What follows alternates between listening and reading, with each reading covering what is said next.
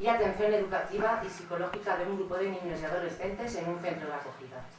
Y de Rafael Guerrero, profesor de la Facultad de Educación en la Universidad Complutense de Madrid y del Centro Universitario Cardenal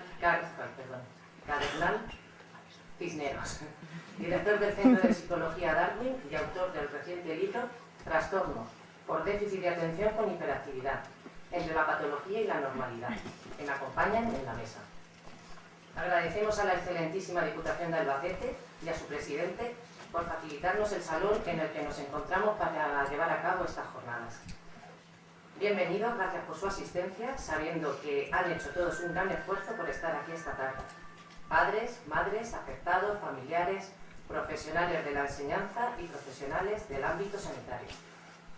Hoy es un gran día para todos los que formamos APANDA, porque APANDA ya es una asociación consolidada. Llevamos desde el año 2005 trabajando y avanzando con y por el TDAH.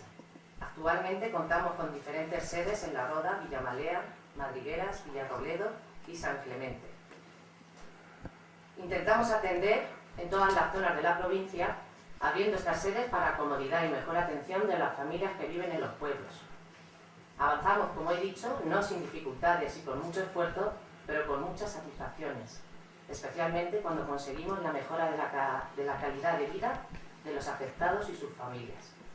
Hoy es el momento en el que APANDA, que somos madres, padres y afectados, tenemos la posibilidad de decir que el TDAH existe y afortunadamente cuando hablamos de TDAH, el profesor o el médico ya saben de qué estamos hablando. Somos conscientes de la función y de la responsabilidad que tenemos desde la asociación y queremos aprovechar este momento para agradecer la confianza y el apoyo que desde la Unidad de Salud Infanto-Juvenil del Hospital General de Albacete recibimos a diario. A todos aquellos orientadores que se han puesto en contacto con nosotros para trabajar a favor de un alumno con TDAH. A todos aquellos profesores que con su profesionalidad y entrega y con gran esfuerzo han trabajado para que ese alumno con TDAH tenga la atención que se merece, a pesar de no tener los medios suficientes.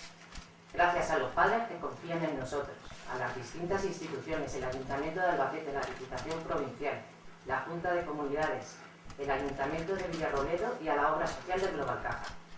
Pero sobre todo hoy quiero agradecer personalmente el trabajo del gran equipo humano con el que cuento como madre de APANDA. Recordar que APANDA es más que una asociación. También queremos ser una familia, donde nos apoyamos, nos escuchamos, nos entendemos y queremos llegar a toda la sociedad para que nuestros hijos tengan las mismas posibilidades que los demás. Como también deseamos contar con vuestra comprensión y ayuda. Trabajamos para y por nuestros hijos, con un objetivo claro, su felicidad ante todo. Y recordaros para terminar que lo único que nos hace diferentes es nuestro esfuerzo. Gracias. TDAH.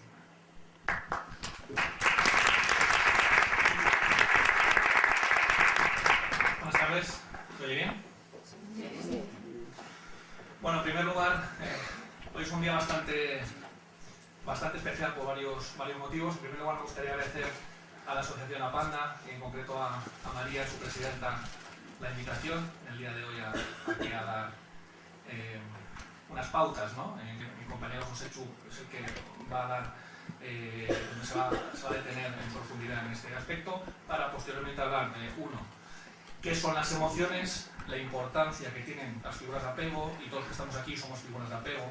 Es decir, nos contaba antes María que aquí tenemos tanto profesores, tenemos profesionales, tenemos también mamás y papás, familiares de chicos con TDAH, y todos nosotros somos figuras de apego. Por tanto, vamos a hablar de la importancia que tiene para un chico, para un joven con TDAH, el ser figura de apego, ¿no? Y en último lugar, en ese punto número 5 que veis ahí, os voy a proponer 10 estrategias para trabajar de una manera social y emocional con los chicos con TDAH. ¿De acuerdo? Bien, me gusta hablar de los 5 ámbitos. Siempre que trabajamos con alguna familia, siempre que trabajamos con algún chico, me gusta hacer una buena evaluación de cómo funciona esta familia, cómo funciona este chico que estamos evaluando en estos 5 ámbitos, ¿no?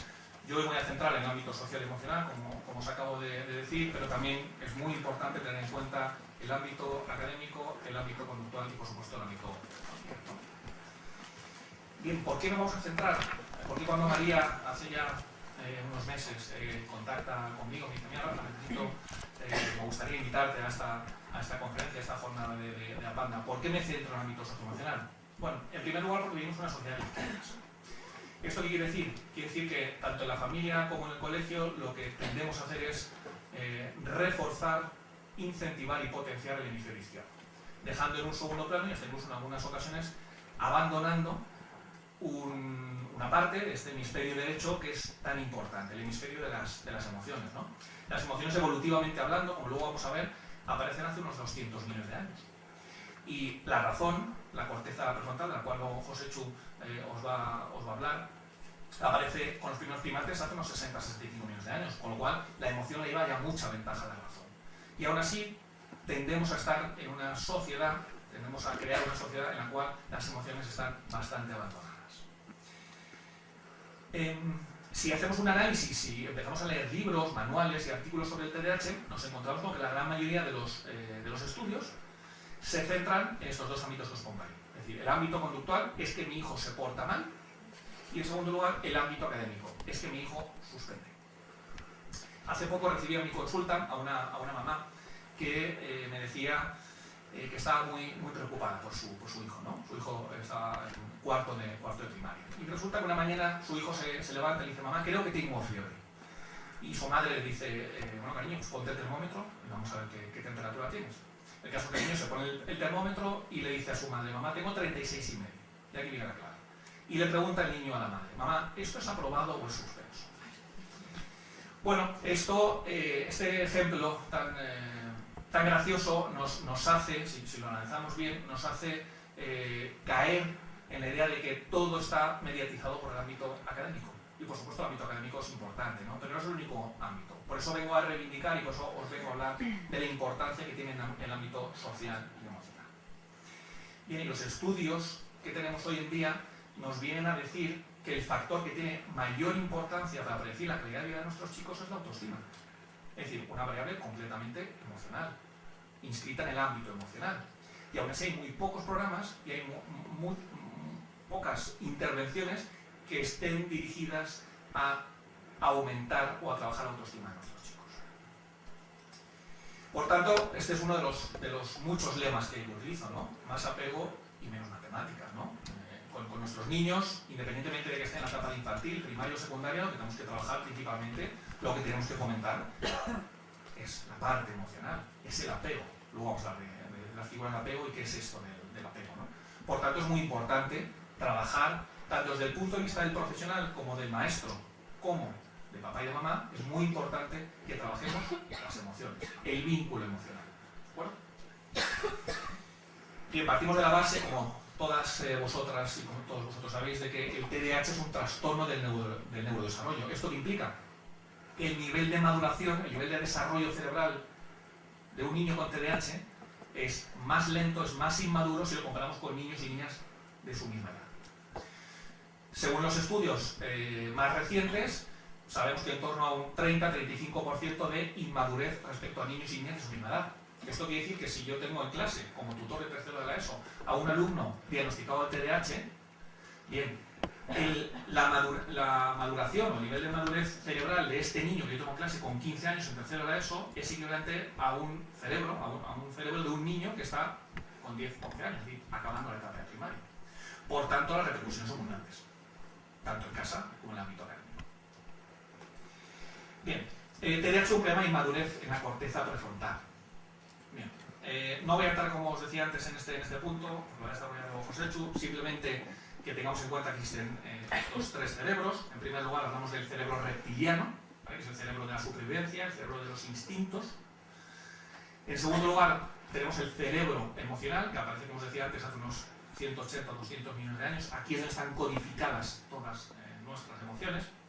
Y en último lugar, aparece en la evolución también y en el desarrollo de nuestros niños, aparece desarrollado la corteza prefrontal y el neocórtex, ¿no?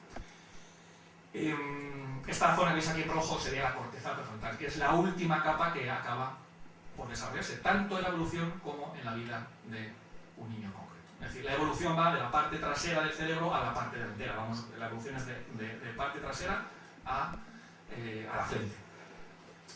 Bien, y siempre hablamos de el director de orquesta, ¿no? El John Williams, que os pongo aquí, la metáfora con la corteza prefrontal. O sea, la corteza prefrontal es donde manejamos y donde coordinamos y donde controlamos todas nuestras emociones y todos nuestros impulsos. Bien, y entramos en la parte, digamos, en la que me quería centrar. Las emociones. Bien, aquí tenéis algunas de las características de las emociones. Bueno, el concepto de emoción viene del latín movere emotio, y esto quiere decir movimiento hacia. Es decir, todas las emociones nos llevan a acercarnos o a ir a algún sitio. Me puedo acercar a aquel estímulo, a aquella situación o a aquella persona que me va a dar algo positivo, que implica algo positivo, o todo lo contrario, puedo huir de esa situación o de esa persona, ¿no? Todas las emociones son breves y pasajeras, por eso pongo ahí un dibujito de una tormenta. Uno de los problemas que tienen nuestros niños pequeños es que cuando están teniendo una emoción, sea una emoción de miedo, sea una emoción de tristeza, el pensamiento que tienen respecto a esa emoción es que esta emoción va a durar para siempre, es decir, no ven la luz al final del túnel.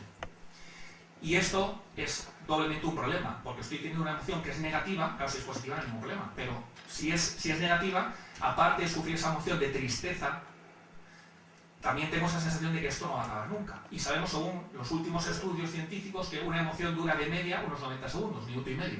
Por tanto, las emociones, como os pongo ahí, son breves, duran poco, son pasajeras, desaparecen y, por tanto, también son muy intensas. Por eso los niños las viven de una manera muy exagerada, ¿no? Son contagiosas, sí. Siempre que vemos a alguien que se está riendo, aunque no sepamos de qué se ríe, nos contagia. Siempre que vemos a alguien triste y es una persona a la que queremos, tiende a contagiarnos esta emoción, ¿no? Y son subjetivas, claro, son subjetivas. Es decir, todos los aquí presentes tenemos rabia. Lo que pasa que lo que diferimos es hacia qué sentimos rabia. Todos los que estamos aquí tenemos miedo. Claro, lo que pasa es que unos tenemos miedo a la muerte, unos tenemos miedo a montarnos en aviones y otros tenemos miedo a las serpientes o las cucarachas. Pero todos los aquí presentes tenemos miedo. Y cuando alguien nos dice que no tiene miedo, miente. Por tanto, todas las emociones son o de aproximación o de defensa, como decíamos antes. Es decir, o me aproximo hacia aquella persona, aquella situación que es positiva para mí. Es decir, cuando tengo la emoción de alegría, tiendo a acercarme hacia esa persona para compartir mi alegría. Y hay otras emociones que me llevan justo a la defensa. Y la defensa puede ser o bien huida, como es en el caso del miedo. Cuando tenemos miedo, huimos de ese estímulo o de esa situación. O puede ser también ataque, como es en el caso de la ira y de la rabia. Y como bien dice Rafael Vizquerra, uno de los grandes expertos a nivel nacional de inteligencia emocional y de emociones, las emociones ocurren irremediablemente. Es decir, queramos o no queramos, las emociones ocurren. Igual que ocurren los impulsos. Los impulsos y las emociones ocurren irremediablemente. No podemos controlarlo. Lo que sí que puedo controlar yo, a través de mi corteza prefrontal, a través de mi neocórtex, es la conducta asociada. Yo no puedo evitar sentir asco cada vez que veo un plato de gambas. ¿De acuerdo? Lo que sí que puedo hacer es gestionar esa conducta. Si estoy en un lugar donde creo que es un compromiso y donde me tengo que tomar las gambas, decido comerme las gambas. Pero lo que no puedo evitar y lo que nadie tiene derecho a decirme o a criticarme o a señalarme es a que no me gusten las gambas. No sé si me explico. Bien, por tanto, ocurren irremediablemente. Y esto es una pauta muy importante que luego debemos tener en cuenta a la hora de las pautas. ¿De acuerdo? Es decir, las emociones deben ser respetadas. Y esto es algo que debemos hacer y que no siempre hacemos. Tendemos a prejuzgar mucho, ¿no? Y esto de los prejuicios es algo completamente adulto. Bien, si entramos en nuestra casa y resulta que en una esquina de nuestro salón nos encontramos esta linda ratita, inevitablemente vamos a sentir asco, ¿vale? Fijaos, hasta Angela Merkel sentiría asco ante esta situación, ¿no? Y ahí os pongo un dibujito, ¿vale? Que todos reconocéis, que es la película del revés, que es una de las emociones que recomiendo, no solamente para los niños, sino también para papás. Es una película que siempre mando como tarea para las familias con las que trabajo, porque se ve cómo funciona el cerebro y se ve cómo son las emociones y cómo funcionan las emociones. Es una gran película para trabajar la psicoeducación. ¿Qué es esto de la psicoeducación? La psicoeducación es donde explicamos a la familia y al propio chico con el que estamos trabajando qué dificultades y qué trastornos tiene. Y esto es importante. es importante que nuestros chicos sepan dónde tienen dificultades, igual que es importante que sepan cuáles son sus potencialidades. Si vemos esta imagen, seguramente muchos de los aquí presentes sintamos miedo. Pero voy a repetir, esto es algo subjetivo, a lo mejor a alguien no le da miedo. ¿De acuerdo? Bien, y aquí tenemos, existen muchas clasificaciones en relación a cuáles son y cuántas son las emociones básicas. El estudio clásico de Paul Ekman habla de 6 emociones, que son básicamente las que aparecen en la película de Inside Out. Pero a mí me gusta hablar de estas 7 de aquí, ¿de acuerdo? Bueno, nos encontramos arriba la emoción de amor. No es enamoramiento, porque enamoramiento se entiende que es un enamoramiento hacia un igual. El amor es algo mucho más amplio, es decir, no solamente amor hacia la persona de la que estás enamorada, sino también amor hacia tus padres, amor fraternal, amor hacia conocidos, hacia tus amigos, amor hacia determinados objetos, ¿de acuerdo? Con los que tienes un apego, a un amuleto, por ejemplo. Acto seguido, si seguimos hacia la derecha, nos encontramos con la emoción de miedo, la emoción de vergüenza también, que es muy importante, aparece en torno a los 2 o 3 años de edad en niños chiquititos. O tengo una emoción de alegría, tristeza, rabia o ira, y en último lugar una emoción que es para mí básica, que es la curiosidad. La curiosidad es aquella emoción, el asombro, es aquella emoción que nos lleva a seguir aprendiendo. Y una vez más, todos tenemos curiosidades distintas. Hay quien le atrae determinadas películas, determinadas personas, determinados lugares o determinados libros, pero todos tenemos curiosidad.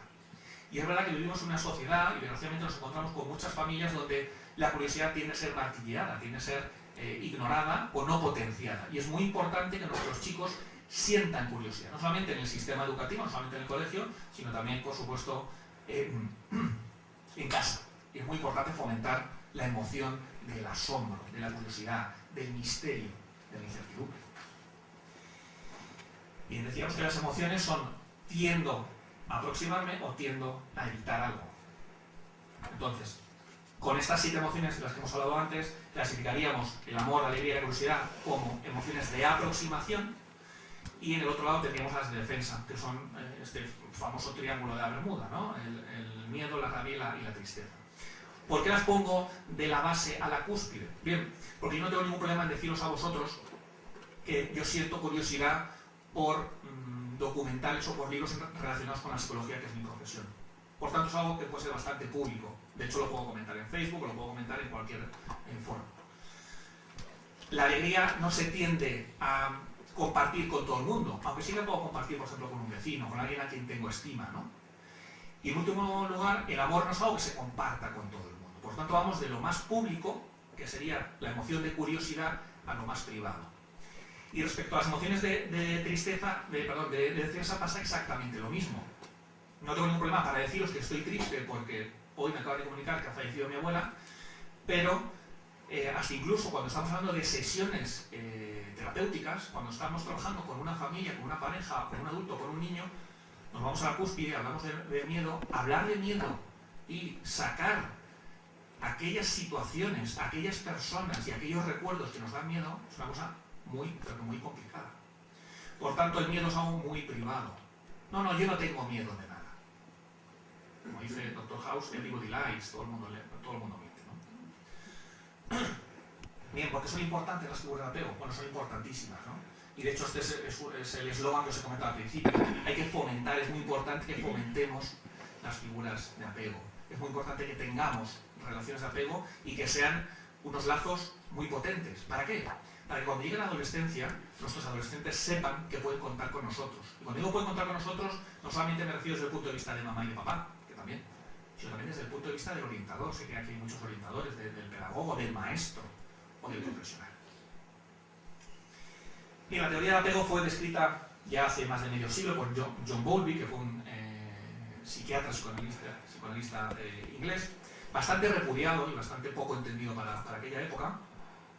El apego, como tenéis aquí, es una relación emocional que se establece en los mamíferos superiores, lo cual quiere decir que los peces no tienen apego y lo cual quiere decir que los reptiles no tienen apego. Y todo esto es importante que lo sepamos, ¿no? Solamente los mamíferos superiores tenemos relaciones de apego. Un reptil, cuando se reproduce, pone sus huevos en la playa, en la charca, donde sea, y se desentiende de ellos. Esto no ocurre con los mamíferos. De hecho, el mamífero fue evolucionando, ¿de acuerdo? La evolución nos ha dispuesto a los mamíferos para poder criar a nuestra propia descendencia dentro del vientre materno, lo cual ya implica muchos años de estar unidos, ¿de acuerdo? Y ahí tienes dos conceptos que son muy importantes. El aloparenting. Esto de aloparenting será solamente en el caso del ser humano, porque el ser humano es la única especie que tiene relaciones de apego con más de una persona. Generalmente, el resto de los mamíferos, la relación de apego se establece con la madre, generalmente. Pero en el caso del ser humano, mantenemos relaciones de apego con muchas personas. No solamente mamá, sino también papá, hoy en día los abuelos, también son figuras de apego muy importantes. Los profes también sois figuras de apego muy, pero que muy importantes. Acordaos de los niños cuando son pequeños, en la etapa de infantil o primeros cursos de primaria. Es que lo ha dicho mi profe. Claro. Y lo que dice mi profe va a misa. ¿Por qué? Porque es una figura de apego. Es una figura de autoridad. ¿De acuerdo? Y otras muchas personas también pueden ser figuras de apego. Mi entrenador. El entrenador del equipo de fútbol también puede ser una figura de apego. ¿De acuerdo?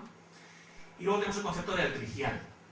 La altricial se refiere a que el ser humano, con diferencia, es el animal que más dependiente es a la hora de nacer. Y por tanto necesitamos muchos años y muchas experiencias hasta que por fin somos autónomos. No voy a decir independientes, porque nunca vamos a ser independientes, pero sí que decimos autónomos. ¿De acuerdo? Ahí os pongo un dibujo de un orangután, y el orangután quizás sea la segunda o la tercera especie también más dependiente, ¿no? Las crías dependen más de sus madres. Fijaos, el bebé está programado genéticamente para enamorar a sus padres, sin lugar a dudas. Y esto es un mecanismo de supervivencia. Estos son los cerebros inconscientes que luego va a comentar José. Es decir, en el cerebro reptiliano hay una codificación para que el bebé, para que el mamífero recién nacido enamore a sus padres, enamore a sus ascendentes. ¿Por qué? Porque en ese enamoramiento está la supervivencia. Pues vamos a repetir que como no somos reptiles, no nos dejan en los huevos, nacemos y nos vamos desarrollando autónomamente, necesitamos del cuidado de nuestros padres o de los cuidadores o de los tutores legales, necesitamos enamorar a nuestros padres. Por eso cuando vemos fotos de mamíferos chiquititos, a todos se nos cae la baba. Qué ricos, qué bonitos. Claro, esto es algo que está genéticamente ya codificado.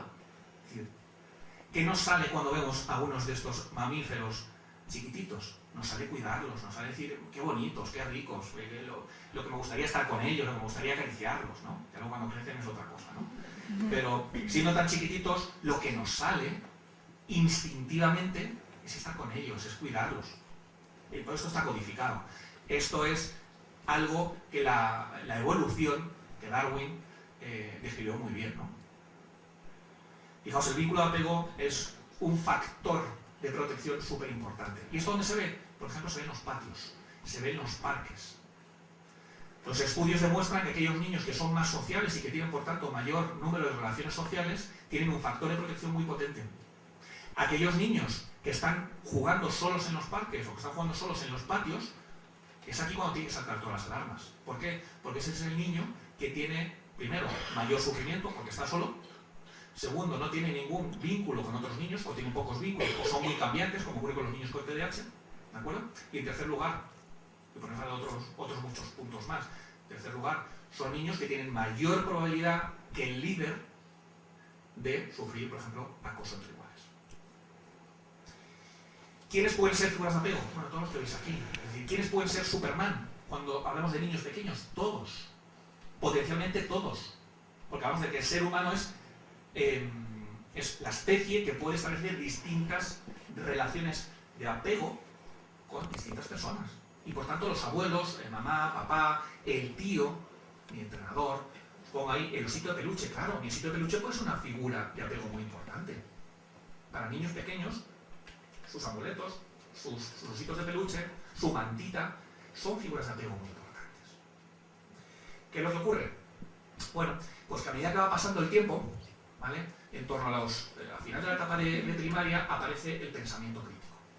El pensamiento crítico en el desarrollo evolutivo, en concreto a nivel cognitivo, según describió Piaget, nos encontramos con que hay un salto muy importante. Es decir, los niños pasan, mejor dicho, de apoyar al 100% a lo que dicen sus maestros, lo que dicen sus padres, lo que dicen sus profesores, su gente querida, pasamos a otra etapa en la cual ya se empieza a criticar. Y por tanto, pasamos a ser supermanes de menos a menos, ¿vale?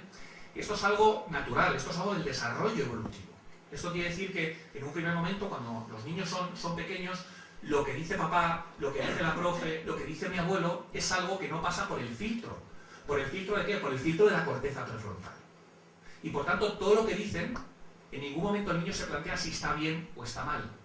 Simplemente es así. Y eso es una verdad absoluta para ellos. Claro, cuando llega la adolescencia, en torno a esos 11 o 12 años de los que hablamos antes, algunos niños después, nos encontramos con que papá y mamá ya están muy desfasados, ya son muy arcaicos, ya lo que dicen no tiene tanto sentido, ¿de acuerdo?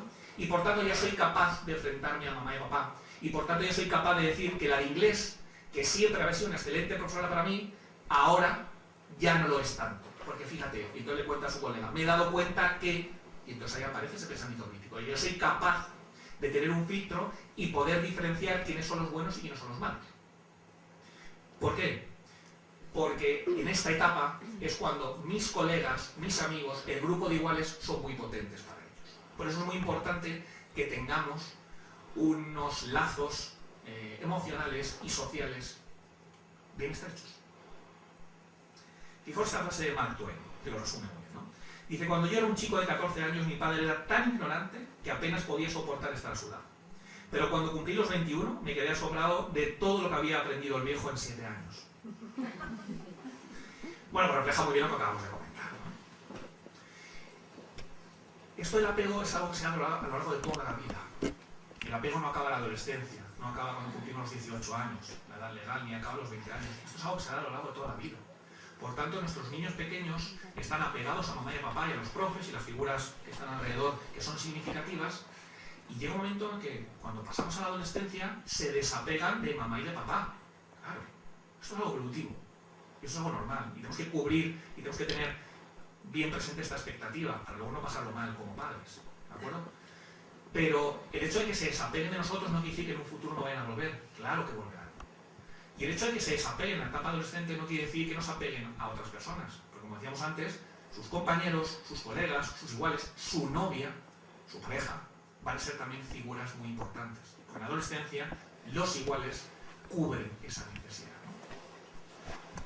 Para posteriormente que volver a pegarnos a mamá y a papá, a pegarnos a una pareja, a pegarnos a nuestros hijos y a pegarnos al grupo de montañismo en el cual me acabo de apuntar donde voy los domingos. Y me apego a otras personas. Por tanto, tengo una capacidad de apegarnos a lo largo de toda la vida. Hay un concepto que utilizaba Donald Winnicott, que es el yo auxiliar. Y el yo auxiliar es esta persona, ¿vale?, que va a echar una mano a lo largo del desarrollo evolutivo. En primer lugar, veis ahí una foto de un papá jugando con su niño. Bien, como la corteza, con su bebé, como la corteza prefrontal no está suficientemente desarrollada, de hecho es la parte que se acaba de desarrollar más tarde, hablamos de los 22, 23, 25 años, este bebé necesita una corteza prefrontal, es decir, necesita alguien que ejerza de director de orquesta. ¿Y quiénes son los directores de orquesta cuando hablamos de niños pequeños? Papá, mamá, la profe, el abuelo. Y son los que me van gestionando, los que me van autorregulando. Por eso cuando un bebé tiene una necesidad, hay que cubrir esa necesidad. Hablamos de necesidades, no hablamos de deseos. Luego matizaremos todo esto. Cuando ya pasamos a la etapa de primaria y de secundaria, quizá antes de secundaria, ¿quién es mi yo auxiliar? Mamá y papá. Y en último lugar, cuando ya pasamos a la etapa de secundaria, ahí sí que mi yo auxiliar son mis colegas. Y cuando yo tengo un problema, se lo cuento a mi colega, me dice, no tío, lo que yo haría es, no le cuentes esto a tu padre, o dile esto a la profe, a ver si no se entera, y entonces le podemos colar esto. Y mi yo auxiliar es mi colega. Por tanto, esta figura, una vez más, como la figura de apego, van cambiando a lo largo del desarrollo evolutivo. Pero esto no es algo que nos ocurra solamente ocurre a mi familia. Esto es desarrollo evolutivo y le pasa a todos los niños. ¿Y cuáles son las características del apego seguro? sabemos, según los recientes estudios, que el apego seguro se da en un 60-65% de la población. Lo cual quiere decir que un 40% de nuestros chicos tienen un apego inseguro. Y eso equivale a mucho sufrimiento. Muchos de nuestros chicos con TDAH tienen apego inseguro. Y esto se puede revertir, sin lugar a dudas. Hemos dicho que el apego es algo para toda la vida. ¿Que hay mayor facilidad cuando somos pequeños? Claro, pero es algo que se puede revertir. Hace poco me decía una mamá que le había dicho un profesional, del cual no quise ni saber el nombre, que a partir de los 15 años no hay manera de conseguir una figura más de apego. Es completamente mentira. A lo largo de todo el ciclo vital estamos cambiando y estamos reestructurando nuestras figuras de apego, ¿no? Bien, ¿cuáles son estas características de apego seguro? En primer lugar, la protección. Es decir, todos nuestros niños necesitan sentirse protegidos en casa. Si no se sienten protegidos en casa, digo en casa y no en el colegio, ¿eh? Si no se sienten protegidos en casa, van a salir fuera a buscar esa protección. ¿Cómo van a conseguir esa protección? Bueno, hay muchas maneras. Si hablamos de etapa adolescente, podemos hablar de alcohol, podemos hablar de drogas, ¿vale? Podemos hablar de juego patológico, podemos hablar de sexualidad. Y estas son características que nos encontramos en muchos chicos con TDAH. Es decir, que recurren y tienen mayor probabilidad de consumir drogas, tienen mayor probabilidad de tener relaciones sexuales antes, de tener embarazos no deseados, ¿de acuerdo? De fumar, de sufrir accidentes, ¿de acuerdo? Y esto es importante que lo tengamos en cuenta. La segunda característica, y no es contraria a la primera, es la autonomía. Tan importante es que cuando mi hijo tiene una necesidad, sea cubierta y sea protegido por su padre y por su madre, como que una vez que ya ha vuelto a ese equilibrio, pueda salir a buscar la autonomía. Esto es muy importante. Es decir, no solamente sentirte protegido, sino cuando ya estás en calma, que tus padres, que tus maestros te ayuden y te animen a buscar esa autonomía. Es decir, que te valgas por ti mismo, con el apoyo de tus padres. En tercer lugar, hablamos de la decodificación. No sé si os acordáis del antiguo Canal Plus. El antiguo Canal Plus estaba codificado, ¿vale? Cuando metíamos la llave, se decodificaba. A esto es a lo que se refiere Peter Fonagy cuando habla de decodificación. Nuestra función como figuras de apego consiste en la decodificación. Mamá, papá, ¿qué es lo que ha pasado en Niza? Mamá, papá, ¿qué es lo que ha pasado en Berlín? Claro, ciertamente, ¿no? Bien. No, cariño, son cosas de mayores. No son cosas de mayores. Le toca una explicación a mi hijo de lo que ha pasado en Berlín. ¿Por qué? Porque todo el mundo está hablando de lo que ha pasado en Berlín. O cuando estamos en el parque y vemos alguna situación que a nosotros nos resulta violenta, porque dos personas se están peleando, y nuestro hijo nos pregunta, mamá, papá, ¿qué está pasando entre esos dos abuelitos? Nada, cariño, no mires. No, eso es un error. Con esto no quiere decir que haya que darle una explicación adulta, porque no es un adulto, es un niño, pero hay que darles una explicación. Y a esto se refiere Peter Fonagy con decodificación. Tenemos que explicarles lo que está pasando. Y con las emociones, como luego os voy a comentar, hay que decodificar. Cariño, esto que te pasa, esta sensación desagradable que tienes, se llama tristeza, se llama rabia, se llama euforia. Ser calmado, claro. Cuando mi hijo está cuando el alumno está jugando y de repente se cae, se asusta de algo, mi función como figura de apego es calmar. Y si yo no soy capaz como maestro, si no soy capaz como profesional, si no soy capaz como padre o como madre de calmar a la persona a la que estoy al cargo, voy a ser una figura de apego insegura. Y eso tiene unas consecuencias gravísimas. Ser visto. Claro, cuando mi hija aparece en el salón vestida de princesa, lo que quiere es que su padre, que su madre, que sus abuelos y que todo el mundo que está en el salón la mire y le diga lo guapa que está. De hecho, se viste para que le digamos lo guapa que está. Por tanto, nuestros hijos tienen que ser vistos. Y ser vistos no quiere decir que cuando entre le diga un segundito que estoy con el WhatsApp. No hay segunditos para el WhatsApp. Hay que atender en el momento presente porque esto es una necesidad, no es un deseo de la niña, es una necesidad. Y nosotros como figuras de apego, como personas relevantes e importantes para nuestros chicos, debemos atender el 100% de las ocasiones las necesidades de nuestros hijos y de nuestros alumnos, sin excepción. Fijaos que aún así, aquellos padres, aquellos maestros que estamos más implicados en la educación de nuestros hijos, en un 50% de las ocasiones no atendemos a las necesidades de nuestros pequeños. La mitad de sus necesidades se quedan sin cubrir. Eso tiene unas consecuencias gravísimas. Y en último lugar la responsabilidad. Responsabilidad en cuanto a dar respuesta. Yo doy respuesta a las necesidades. Es que me gustaría tomarme un helado. Bien, tomarte un helado no es una necesidad, es un deseo. Y hay que diferenciar muy bien esto. ¿De acuerdo? Las necesidades, hablamos de la pirámide en la base de Maslow, hablamos de seguridad, hablamos de protección, hablamos de agua, hablamos de comida, hablamos de protección. Esos son necesidades. El ir a la Warner, el ir a Madrid a ver el Rey León no es una necesidad, es un deseo. El hecho de que me toque la lotería no es una necesidad, es un deseo. Me encantaría que me toque la lotería, claro, pero no es una necesidad, es un deseo. Entonces vamos a diferenciar lo que es necesidad de lo que es deseo. Y otra cosa muy importante es vamos a diferenciar lo que son mis necesidades como padre, mis necesidades como educador, de las necesidades del menor que tengo delante. Porque, y ahora nos vamos a otro tema que es académico, que no me gustaría tratarlo mucho, pero las extraescolares. Cuando yo pregunto a los padres por qué se apunta, por qué han apuntado a sus hijos a 1, 2, 3, 4 y en algunos casos hasta 5 y 6 extraescolares, los padres racionalmente me explican el porqué de cada una de estas 5 o 6 extraescolares. Y está muy bien razonado. Como me decían, la música porque amansa las fieras. Bien. El deporte, el fútbol porque se tiene que desfogar. Bien. Ay, necesitan tiempo para relacionarse con vosotros, para jugar con vosotros, para aburrirse. Esto es muy importante. Y el que aprendan a aburrirse y a frustrarse. Que no aguantan en la cola, claro. Tienen que aprender a aguantar. Y esto es un aprendizaje. ¿Y cuándo mejor este aprendizaje que cuando estoy con mamá y con papá? Nunca. ¿Qué esperamos? A que cuando la nota de la PAU no le deis, tenga que ir a estudiar a Cuenca, a Santiago de Compostela o a Madrid. Ahí. Cuando se vaya con los compañeros al piso, ahí está y todo. Ahora. Este es el momento en que tiene que aparecer esto. Cuando mi madre tenía frío, me ponía un jersey por encima. Esto es lo que os quería decir antes. El genial Miguel Gila lo significaba aquí muy bien. El hecho de que yo sea adulto y yo tenga frío no implica irremediablemente o consecuentemente o matemáticamente que mi hijo tenga frío. Yo tengo frío, a lo mejor mi hijo no tiene frío. Es más, es que mi hijo está jugando al fútbol en el parque con sus amigos y está jugando con un pollo. Entonces vamos a diferenciar.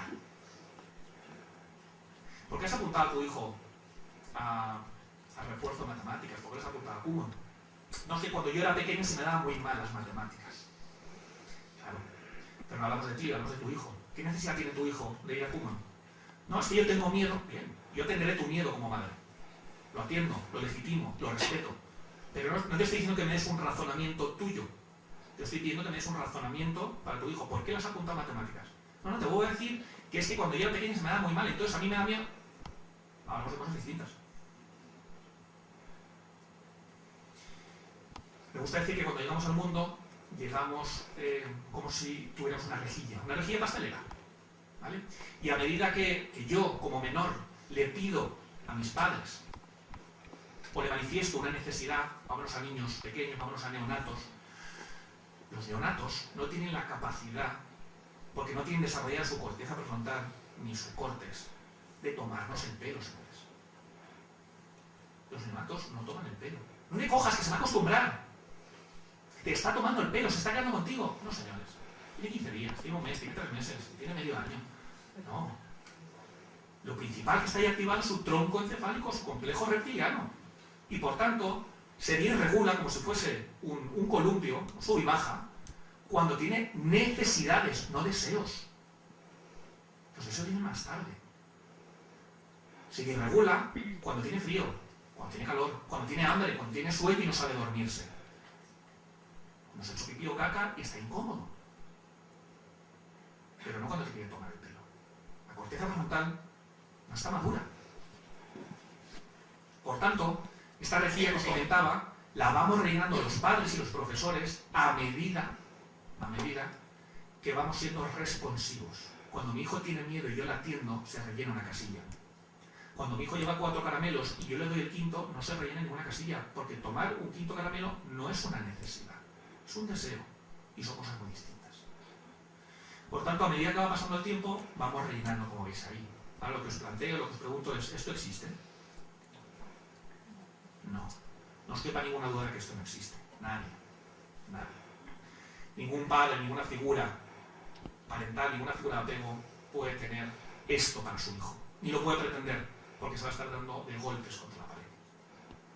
Por tanto, me gusta utilizar el concepto de Donald Winnicott, una vez más, de padres suficientemente buenos, que también lo podemos llevar a los maestros. Maestros suficientemente buenos.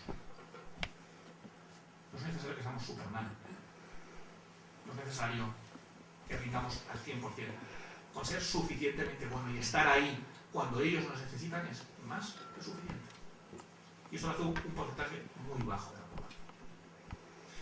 Bien, entramos ya en el último punto, en el cual os voy a dar 10 estrategias, ¿vale? 10 estrategias de carácter emocional y social para poner en marcha.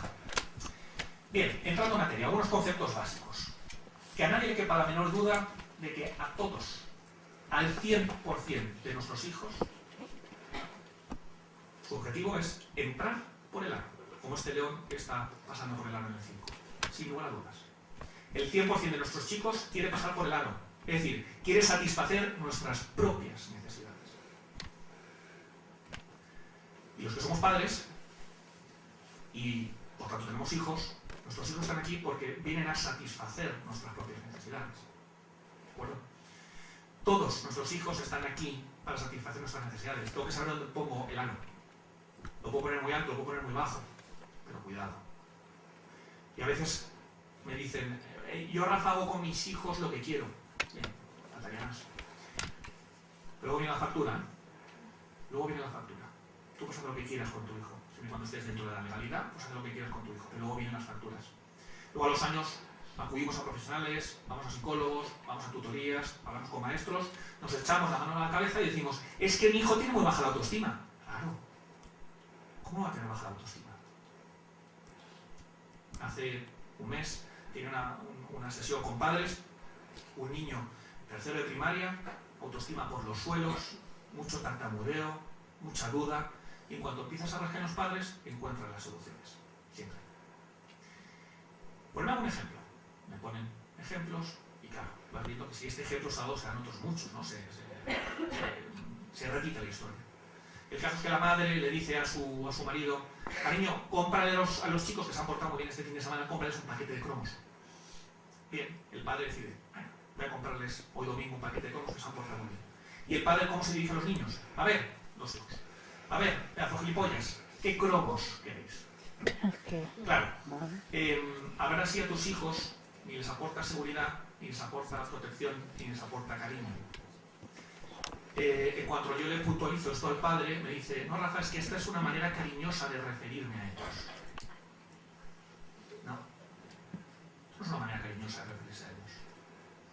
Desde luego no lo es. Es que yo hablo así a mis colegas. Bien, hablamos de tu relación con tus colegas cuando quieras. Ahora hablamos de la relación que tienes con tu hijo. Y la relación, señores, que tenemos nosotros como profesionales, nosotros como padres, con nuestros hijos es asimétrica. No me puedo ir de cañas con mis hijos. Igual que no debo, que ahora que estamos en esta fecha, no debo irme de cañas con mi jefe y con mis subordinados. Porque la relación es asimétrica. Es que mi hija es mi mejor amiga. No, señora, no. Tu hija no es tu mejor amiga. Tu hija tiene ya muy buenas amigas y ya tendrá seguramente una mejor amiga. Pero en el momento en que tú decides ser la mejor amiga de tu hija, dejas a tu hija huérfana. Lo digo con otras letras. Porque tu hija lo que necesita es una madre, no necesita una colega, ni necesita una mejor amiga, porque ya las tiene. Por tanto, cada uno desde su rol. ¿De acuerdo? Todos, que a nadie quepa menor duda, todos nuestros niños quieren pasar por el aro. Porque tenemos niños en el colegio que cuando les damos en los exámenes, con un 9,5, con un 9, 9,75, lloran y no da alegría. Es que mi padre me había dicho que tenía que sacar un 10, porque claro, ese examen de música ya era muy fácil. Claro, ¿dónde estamos poniendo el aro? ¿Dónde estamos poniendo el aro? Y estos mensajes perversos que les decimos a nuestros chicos de si haces esto, si cumples con mi expectativa, te quiero y tienes todo mi cariño, y si no, te lo retiro, es muy negligente, señores. Muy negligente. Antes de verano estaba con mi mujer en Hipercor, no tengo ninguna acción en Hipercor, estábamos en Hipercor y en la sección de juguetes había una abuelita con sus 2 niños. El niño tendría 3, 4 añitos y la niña tendría 5 o 6. nunca se me olvidará. Imaginaos dos niños en plena sección de juguetes, totalmente encantados de la vida, ¿no?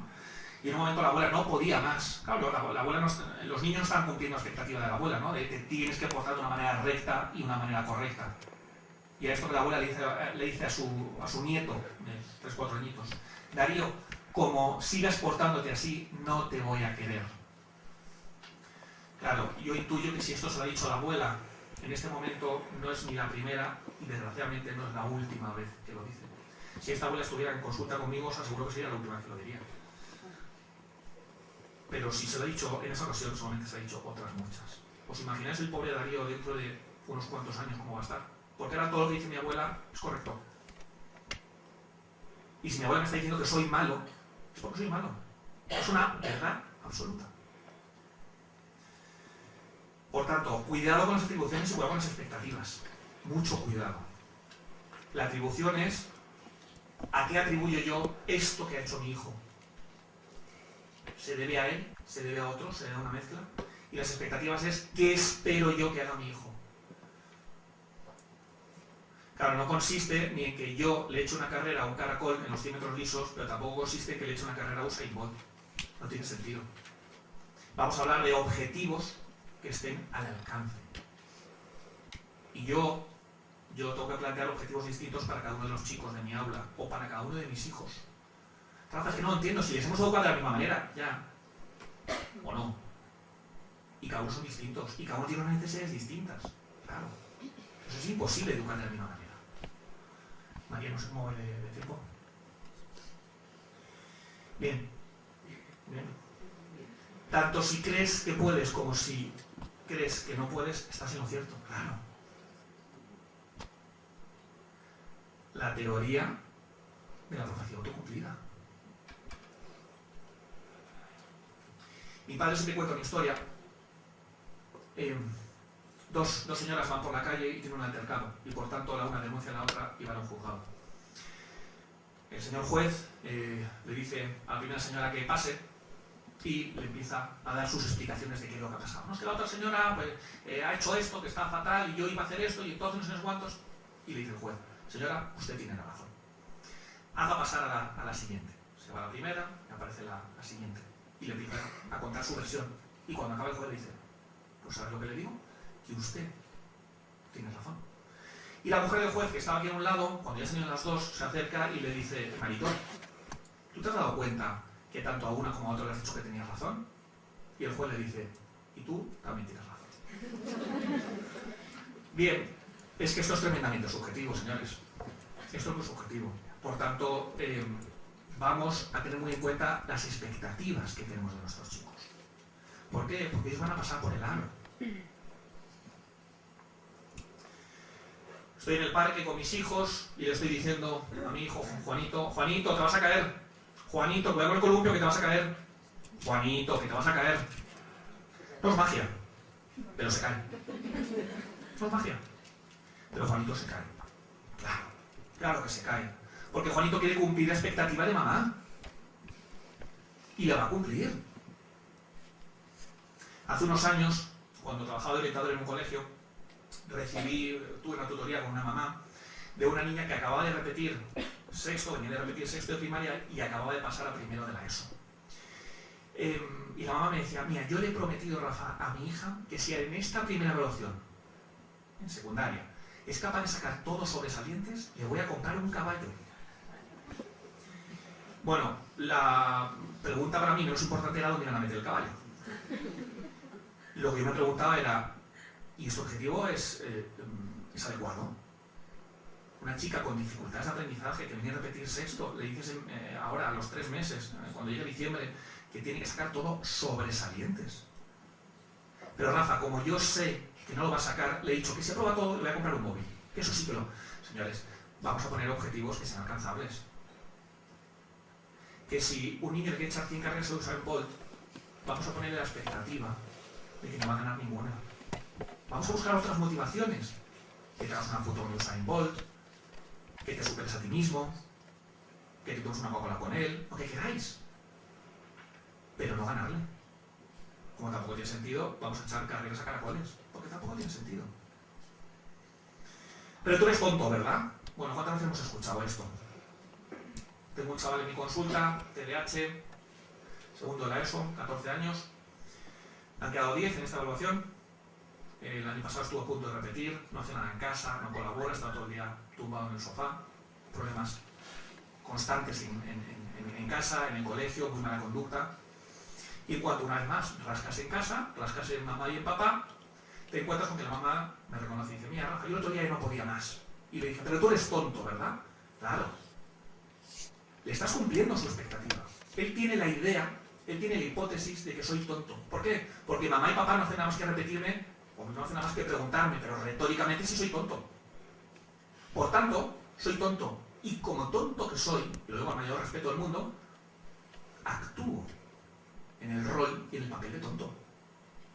Porque mamá y papá me han dado ese rol. O cuántas veces hemos escuchado: es un vago. Me niego rotundamente, en el 100% de los casos, a aceptar a padres y a profesores que digan: es que este alumno, es que este hijo mío es vago. Porque no es cierto. Y hay muchos niños, evidentemente, no conozco. Claro, ¿es vago dónde? En el colegio. Claro, porque no está motivado en el colegio. O no le gustan las tareas que le ponemos en casa. Cuando juega a la Play es vago. Ah, no, eso no. Bien. Es que vago es una característica de personalidad que engloba a toda la personalidad. Pero cuando coge el skate, cuando coge la Play, o cuando se trata de jugar con sus amigos al fútbol, ¿verdad que no es vago? Allá, pero es que... Bueno, es que hablamos de 5 ámbitos, no solamente está el académico.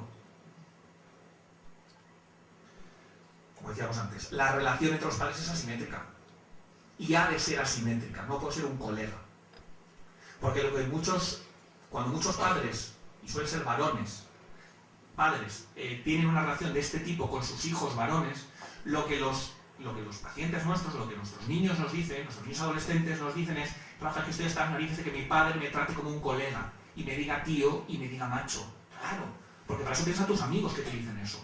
Tú quieres que te trate como un padre. ¿Y qué es lo que hace un padre? Cubrir las necesidades de su hijo, sea adolescente o tenga 22 años, pero cubre las necesidades. Querer es poder, me encontraba el otro día escrito en un escalón. Esto es falso. De hecho, muchos de nuestros chicos, muchos de nuestros alumnos, quieren saltar por el aro, pero no pueden. Pero quieren, pero no pueden. Y entonces prejuzgamos, les señalamos. Nosotros como padres, nosotros como maestros, nosotros como clínicos, hacemos lo que podemos. Todos.